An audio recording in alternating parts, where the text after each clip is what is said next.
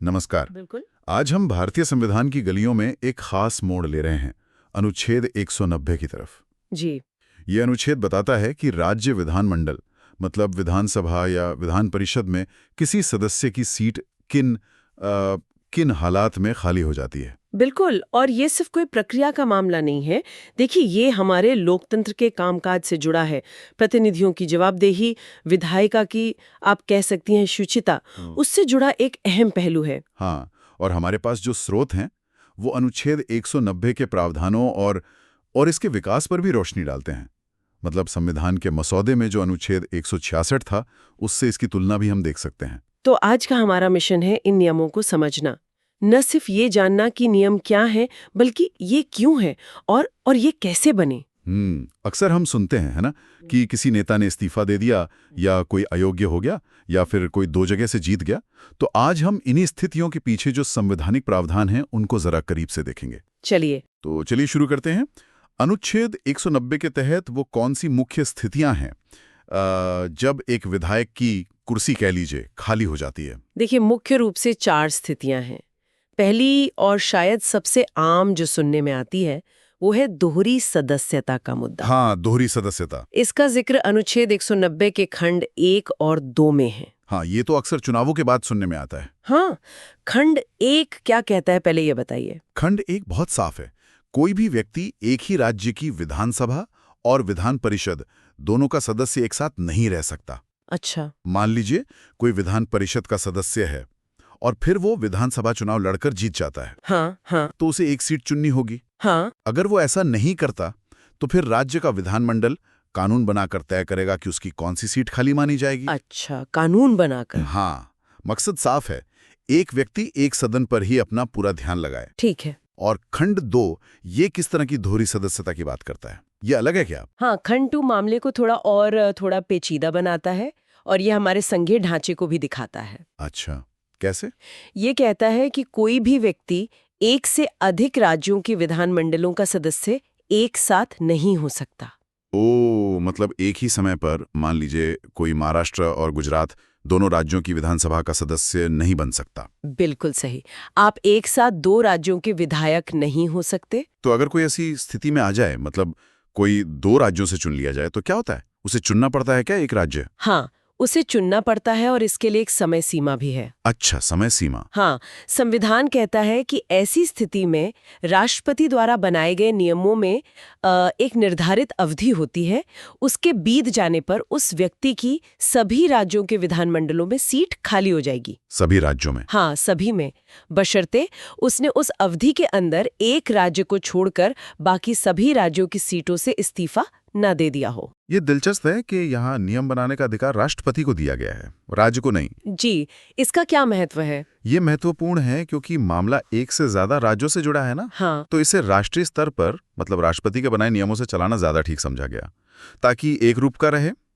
ये पक्का करता है कि कोई भी प्रतिनिधि अपनी ऊर्जा और समय कई विधानमंडलों में ना बांटे। सही बात है, वरना काम की गुणवत्ता पर असर पड़ेगा। बिल्कुल। ठीक है, तो दोहरी सदस्यता के नियम तो स्पष्ट हो गए। अब दूसरी स्थिति पर आते हैं जिसके तहत सीट खाली होती है। दूसरी स्थिति है अनुच्छेद 190 3 क में। यह है सदस्य की अयोग्यता या जिसे निर्हरता कहते हैं। डिस्क्वालिफिकेशन। अयोग्यता। अगर राज्य विधानमंडल का कोई सदस्य संविधान के अनुच्छेद 191 के खंड 1 या खंड 2 में बताई गई किसी भी निर्हरता से ग्रस्त हो जाता है तो उसकी सीट खाली हो जाएगी। अनुच्छेद 191। अच्छा, इसमें किस तरह की अयोग्यताएं आती हैं?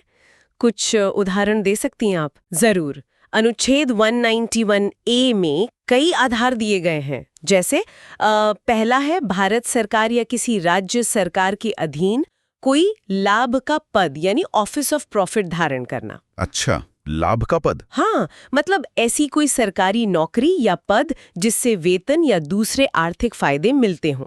हालांकि कुछ पदों को कानून से छूट भी मिली हुई है। और दूसरा, विकृत चित्त होना, मतलब अनसाउंड माइंड का होना और किसी सक्षम न्यायालय द्वारा ऐसा घोषित किया जाना। ठीक है। तीसरा, अधिवालिया होना, मतलब अनडिस्चार्ज्ड इंसॉल्वेंट, जिसे दिवालिया घोषित किया गया हो और वो उस स्थिति से उभरा न हो। ओके। फिर भारत का नागरिक न रहना, या मान लीजिए स्वेच्छा से किसी विदेशी राज्य की नागरिकता ले लेना, या किसी विदेशी राज्य के प्रति निष्ठा स्वीकार कर लेना, या फिर संसद द्वारा बनाए गए किसी कानून के तहत अयोग्य ठहराया जाना। और अनुच्छेद 191(2) का क्या? वो तो शायद दल बदल से जुड़ा है ना? बिल्कुल सही पकड़ा आपने। अनुच्छेद 191(2) सीधे 10वीं अनुसूची की ओर इशारा करता है, जिसे हम आमतौर पर दल बदल विरोधी कानून यानी एंटी डिफेक्शन लॉ के नाम से जानते हैं। हाँ। अगर किसी सदस्य को इस कानून के तहत अयोग्य घोषित कर दिया जाता है, मान लीजिए वो अपनी पार्टी का व्हिप मानने से इनकार करता है या स्वेच्छा से पार्टी छोड़ देता है, तो भी उसकी सीट खाली हो जाएगी। तो ये सारे प्रावधान हैं। हाँ, ये सभी प्रावधान विधायिका की गरिमा बनाए रखने और ये पक्का करने के लिए हैं कि सदस्य कुछ बुनियादी योग्यताओं को पूरा करते रहें। ये स्पष्ट है। तो दोहरी सदस्यता और अयोग्यता। इसके बाद तीसरी स्थिति है सदस्य का खुद पद छोड़ देना। हाँ, तीसरी स्थिति है त्यागपत्र यानी रेजिग्नेशन। इसका प्रावधान अनुच्छेद 193 ख में है। कोई भी सदस्य अगर वो चाहे तो अपनी सीट से इस्तीफा दे सकता है। इसकी प्रक्रिया क्या है? क्या सिर्फ कह देना काफी है कि मैं इस्तीफा दे रहा हूँ? या नहीं, प्रक्रिया थोड़ी औपचारिक है। सदस्य को सदन के अध्यक्ष, विधानसभा में स्पीकर या सभापति, विधान परिषद में चेयरमैन जो भी हों, उनको संबोधित करते हुए लिखना पड़ता है। लिखित में? हाँ, अपने हस्ताक्षर के साथ लिखित रूप में अपना त्यागपत्र देना होता है। और जैसे ही अध्यक्ष या सभापति उस त्यागपत्र को स्वीकार कर लेते हैं, सदस्य की सीट खाली हो जाती है। लेकिन यहाँ एक किंतु भी जुड़ा हुआ है ना, इस्तीफे की स्वीकृति को लेकर। हाँ, मैंने पढ़ा था। हाँ, और ये किंतु बहुत महत्वपूर्ण है। ये एक परंतुक मतलब प्रोवाइजो है जो बाद में जोड़ा गया था। अच्छा, क्या कहता है ये कहता है कि अगर अध्यक्ष या सभापति को किसी जानकारी से या अन्यथा, मतलब हो सकता है कुछ जरूरी जांच करने के बाद, ये समाधान हो जाता है कि जो त्यागपत्र दिया गया है वो स्वैच्छिक यानी वॉलंटरी नहीं है या वास्तविक यानी जेन्युइन नहीं है। मतलब जैसे किसी दबाव में दिया गया हो। हाँ बिल्कुल, अगर उन्हें लगता है कि इस्तीफा किसी दबाव, धोखे या जबरदस्ती में दिया गया है, तो वे ऐसे त्यागपत्र को स्वीकार करने से इनकार कर सकते हैं। तो मतलब इस्तीफे की बाकायदा जांच हो सकती है। ये प्रावधान क्यों जरूरी समझा गया होगा? ये एक तरह का सुरक्षा कवच है, आप कह सकती हैं। ये सुनिश्चित करने के लिए कि इस्तीफे की प्रक्रिया का राजनीतिक दुरुपयोग न हो। कई बार ऐसी स्थितियां बन सकती हैं ना, जहां किसी सदस्य पर इस्तीफा देने के लिए गलत तरीके से दबाव डाला जाए। सही बात है। तो ये परंतुक अध्यक्ष या सभापति को ये अधिकार देता है कि वे ऐसे मामलों में हस्तक्षेप करें और ये पक्का करें कि सदस्य का निर्णय वाकई उसका अपना है। ये विधायिका की स्वतंत्रता और सदस्यों के अधिकारों की रक्षा करता है। समझ गया। ये तो एक बहुत अहम बचाव का उपाय है। अब चौथी और आखिरी स्थिति पर चलते हैं। वो क्या है? चौथी स्थिति अनुच्छेद 194 में है। ये है सदन से लगातार अनुपस्थिति यानी एब्सेंस। अनुपस्थिति। हाँ, यदि कोई सदस्य सदन की अनुमति लिए बिना 60 दिनों की अवधि तक उसकी सभी बैठकों से अनुपस्थित रहता है, तो सदन प्रस्ताव पारित करके उसकी सीट को रिक्त घोषित कर सकता है। 60 दिन, ये तो काफी लंबा समय है, लगभग 2 महीने। लेकिन क्या ये लगातार 60 कैलेंडर दिन है या कुछ और? नहीं, यहाँ 60 दिन की गणना का तरीका महत्वपूर्ण है। संविधान खुद साफ करता है कि इन 60 दिनों की गिनती करते समय उस अवधि को शामिल नहीं किया जाएगा जब सदन का सत्रावसान हुआ हो। अच्छा, प्रोरोगेशन। हाँ, जब सत्र समाप्त हो गया हो या जब सदन लगातार 4 दिनों से अधिक के लिए स्थगित यानी एडजर्न्ड रहा हो। अच्छा, तो अगर सदन की बैठकें नहीं हो रही है, लंबी छुट्टी है, तो वो दिन नहीं गिने जाएंगे। जी। इसका क्या मतलब हुआ? इसका मतलब ये है कि नियम का उद्देश्य सदस्यों को बिना वाजिब कारण के लंबे समय तक सदन से गायब रहने से रोकना है। उन्हें उन दिनों के लिए दंडित करना नहीं है जब वे सदन में आ ही नहीं सकते थे। ये एक तरह से निष्पक्षता का सिद्धांत है। सही। ये सदस्यों को बीमारी या दूसरे जरूरी कामों के लिए वाजिब छूट देता है, लेकिन साथ ही ये भी पक्का करता है कि वे अपनी संसदीय जिम्मेदारियों से लंबे समय तक मुंह न मोड़े।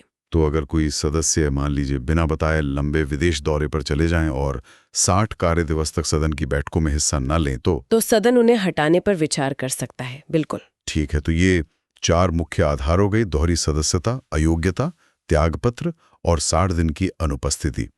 अब चलिए थोड़ा इतिहास में चलते हैं। आपने शुरू में मसौदा अनुच्छेद 166 का जिक्र किया था। हाँ, ड्राफ्ट आर्टिकल 166। क्या आज के अनुच्छेद 190 और उस मसौदे में कोई बड़े अंतर थे? हाँ, कुछ दिलचस्प अंतर थे, खासकर दोहरी सदस्यता के नियम को लेकर। संविधान के 1948 के मसौदे में ये विषय अनुच्छेद 166 में था। मसौदा अनुच्छेद 166(1) तो लगभग वैसा ही था जैसा आज का अनुच्छेद 191 है, यानी राज्य के दोनों सदनों की एक साथ सदस्यता पर रोक। तो अंतर कहाँ था फिर? बड़ा अंतर मसौदा अनुच्छेद 166(2) में था। देखिए, आज का अनुच्छेद 190(2) दो या अधिक राज्यों के विधानमंडलों की सदस्यता पर रोक लगाता है ना? हाँ, अभी हमने बात की। लेकिन मसौदा अनुच्छेद 166(2) कहता था कि कोई भी व्यक्ति संसद, पार्लियामेंट और किसी राज्य के विधानमंडल दोनों का सदस्य एक साथ नहीं होगा। ओह, तो मूल योजना संसद और राज्य विधायिका की एक साथ सदस्यता को रोकने की थी। ये तो एक बड़ा बदलाव है जो अंतिम संविधान में हुआ। बिल्कुल। मसौदे के अनुसार अगर कोई व्यक्ति संसद और राज्य विधानमंडल दोनों के लिए चुन लिया जाता, तो राज्य के राज्यपाल द्वारा बनाए गए नियमों में दी गई अवधि के बाद राज्य विधानमंडल में उसकी सीट खाली हो जाती। राज्यपाल के नियम? हाँ, मसौदे में राज्यपाल था। अगर उसने संसद की सीट से पहले इस्तीफा ना दिया होता, तो आप देख सकते हैं अंतिम संविधान में दो मुख्य बदलाव हुए। कौन से? पहला, नियम का दायरा संसद प्लस राज्य से बदलकर राज्य प्लस राज्य हो गया, और दूसरा, नियम बनाने का अधिकार राज्यपाल से लेकर राष्ट्रपति को दे दिया गया। ये बदलाव क्यों किया गया होगा? क्या संविधान सभा की बहसों से कुछ पता चलता है इस बारे में? हाँ, पता चलता है। 2 जून 1949 को जब संविधान सभा में मसौदा अनुच्छेद 166 पर बहस हुई, तब डॉक्टर B.R. अम्बेडकर ने इस संबंध में संशोधन पेश किए थे। अच्छा, अम्बेडकर ने? हाँ, उन्होंने मौजूदा खंड 2 को, जो संसद प्लस राज्य की बात करता था, हटाने का प्रस्ताव रखा और एक नया खंड जोड़ने का प्रस्ताव रखा जो 2 या अधिक राज्यों की सदस्यता की बात करता था, जैसा आज है। और क्या सभा ने इसे स्वीकार कर लिया? क्या इस पर कोई लंबी बहस हुई? दिलचस्प बात यह है कि ये दोनों संशोधन, मतलब पुराने खंड को हटाना और नए को जोड़ना, सभा द्वारा बिना किसी खास बहस के स्वीकार कर लिए गए। बिना बहस के? हाँ, इससे ऐसा लगता है कि शायद प्रारूप समिति और सभा के सदस्य इस बात पर सहमत थे कि एक व्यक्ति का एक साथ संसद और राज्य विधायिका में होना उतना बड़ा मुद्दा नहीं है जितना एक व्यक्ति का एक साथ कई राज्यों के विधायिकाओं में होना। या शायद वो संसद और राज्य के संबंध को अलग तरह से देख रहे थे? हो सकता है। ये बदलाव शायद इसलिए भी अहम था क्योंकि ये राज्यों की अपनी स्वायत्तता को ज्यादा मान्यता देता है, और ये तय करने का अधिकार राष्ट्रपति को देना वो केंद्र और राज्यों के बीच एक संतुलन साधता है। सही। उस दिन के बहस में कोई और अहम बात हुई थी अनुच्छेद को लेकर? कुछ और प्रस्ताव? हाँ, एक और सदस्य ने एक बहुत ही रोचक संशोधन पेश करने की कोशिश की थी। वो चाहते थे कि खंड 3 में जो अयोग्यता और इस्तीफे के कारण सीट खाली होने की बात करता था, उसमें 2 और आधार जोड़े जाएं। 2 और आधार? कौन से? पहला था सदस्य की मृत्यु होने पर सीट का खाली होना। मृत्यु? लेकिन ये तो स्वतः ही समझा जाता है ना, सीट तो खाली हो ही जाती है। हाँ, लेकिन सदस्य का तर्क था कि जब राष्ट्रपति और उपराष्ट्रपति के पद की रिक्ति से संबंधित मसौदा अनुच्छेदों में मृत्यु का स्पष्ट उल्लेख था, तो विधायकों के लिए भी ऐसा क्यों ना हो? अच्छा, कंसिस्टेंसी के लिए शायद। हालांकि उनका ये संशोधन प्रस्ताव अस्वीकार कर दिया गया। शायद संविधान निर्माताओं ने इसे इतना स्वतः स्पष्ट माना कि इसे लिखने की जरूरत नहीं समझी। और दूसरा आधार क्या था? वो ज्यादा रोचक लग रहा है। दूसरा था अपने कर्तव्यों का उचित निर्वहन न करने के कारण अपने निर्वाचन क्षेत्र के मतदाताओं द्वारा उसे वापस बुलाए जाने पर सीट का खाली होना, मतलब रिकॉल। रिकॉल, मतदाताओं द्वारा वापस बुलाने का अधिकार। ये तो आज भी बहस का मुद्दा है। तो आज भी चर्चा में आता है। लेकिन संविधान सभा ने उस समय इस प्रस्ताव को भी अस्वीकार कर दिया।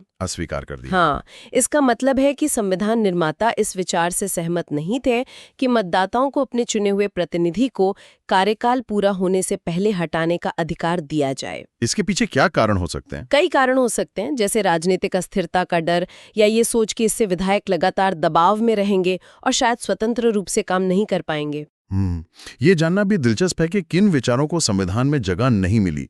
अच्छा, एक बात और, इस्तीफे की स्वैच्छिकता की जांच वाला प्रावधान, क्या वो मूल मसौदे में था, जो परंतु आपने बताया? नहीं, हमारे स्रोतों के अनुसार मसौदा अनुच्छेद 166 3 ख में केवल इस्तीफे के लिखित और हस्ताक्षरित होने की बात थी। अच्छा। उसमें वो परंतुक या प्रोविजो नहीं था जो अध्यक्ष सभापति को इस्तीफे की स्वैच्छिकता और वास्तविकता की जांच करने का अधिकार देता है। तो वो बाद में जोड़ा गया? ऐसा लगता है। ये महत्वपूर्ण सुरक्षा उपाय बाद में जोड़ा गया, शायद संविधान को अंतिम रूप देते समय, या हो सकता है बाद के किसी संशोधन के जरिए, शायद इसके दुरुपयोग की आशंकाओं को देखते हुए। तो इस पूरी चर्चा को समेटते हुए हम क्या मुख्य बातें कह सकते हैं? अनुच्छेद 190 और इसके इतिहास से हमें क्या सीखने को मिलता है? देखिए, सबसे पहली और स्पष्ट बात तो ये है कि संविधान निर्माताओं ने राज्य विधानमंडल में सीटों के खाली होने की प्रक्रिया को लेकर काफी स्पष्ट नियम बनाए हैं। हाँ, ये 4 स्थितियां। हाँ, ये 4 स्थितियां, दोहरी सदस्यता, अयोग्यता, त्यागपत्र और अनुपस्थिति, ये लगभग सभी संभावित परिदृश्यों को कवर करती हैं और प्रक्रिया में पारदर्शिता लाती हैं। और इन नियमों का विकास, उससे क्या पता चलता है?